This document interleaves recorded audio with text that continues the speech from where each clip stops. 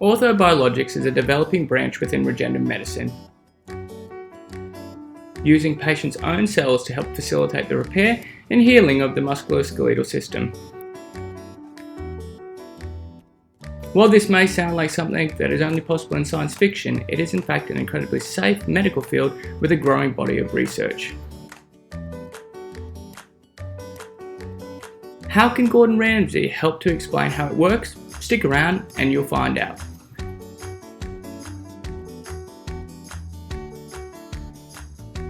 At Phoenix Health, we currently offer 3 different regenerative techniques: platelet-rich plasma, or PRP, platelet-rich fibrin, PRF, adipose-derived stem cell aspirate transplantation, ADSC. PRP and PRF are both blood-based therapies, while adipose-derived stem cells are harvested from fat, most commonly out of a patient's anterior abdominal region, from the flank to the navel. What exactly do these treatments do, and what is different between them? Keep watching to find out. Imagine your knee or your joint as a kitchen, with a whole bunch of ingredients in the pantry and in the fridge. These ingredients are your body's cells, which it uses to heal and regenerate tissue. Now, most people know how to cook, but what happens if we become too tired, too stressed, or just don't know which recipe to use? This is similar to when the body doesn't and cannot heal and needs help. Sometimes this is too demanding, and you or your healthcare professional might choose to cut the joint out and replace it with an artificial prosthesis. In our analogy, this is like removing the kitchen and its contents, then replacing it with a kitchen based in a ship's container. It isn't an elegant solution, but it's functional. But what if we could hire in some extra help to get you cooking again, instead of remodeling the whole house? What if we could hire a Michelin star class chef? They could whip up a world-class meal from only the ingredients on hand.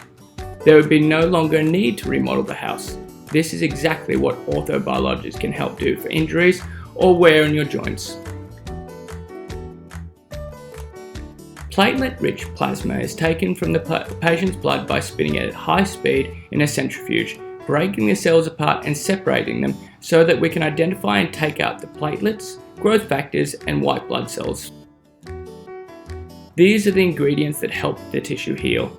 Our PRP is approximately 6 times more concentrated than that is found normally in the blood, and the current research suggests that a concentration of between 5 to 7 times is needed to have the best effect. Once we have our PRP, then we inject it into this injured or damaged tissue. Imagine if Gordon Ramsay were transported right into your kitchen at home. He would be able to work wonders with the food and the instruments that you have on hand. The biggest limitation is that he can only work with whatever you have in the kitchen already. But what happens if there isn't any power, or the fridge and the pantry are empty? This tends to be the case in more advanced chronic diseases or injuries, in particularly older patients. As we get older, especially over 50, we start to use up the stem cells we have in our body. But luckily, we still have a rich supply of stem cells available in bone marrow and fat. Fat is actually very easy to access, and the research is indicating that there could be up to 1,000 times more stem cells in fat than in bone marrow aspirate. This makes adipose tissue the natural choice as the source of stem cells. The stem cells found in adipose tissue are called mesenchymal stem cells, which are the precursor cells to muscle, fat, bone, and cartilage, and can be used by the body to build new tissues. In addition, the latest research suggests that these stem cells also have an effect on local irritation and inflammation. When we inject these stem cells and other cells around them into an injured or worn joint, it is like transporting Gordon Ramsay with his kitchen and all his supplies directly into a hungry house.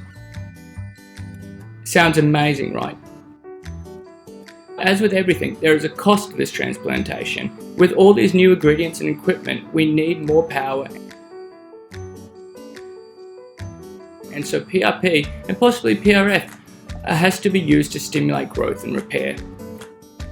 Often 1 to 3 injections are needed after a stem cell transplantation. This type of treatment is showing increasingly positive effects on patients, and every week we're helping patients with arthritis in their knees, hips and shoulders, tendon and ligament ruptures, inflammation in the arms, legs and feet, nerve damage, and even patients with disc herniations.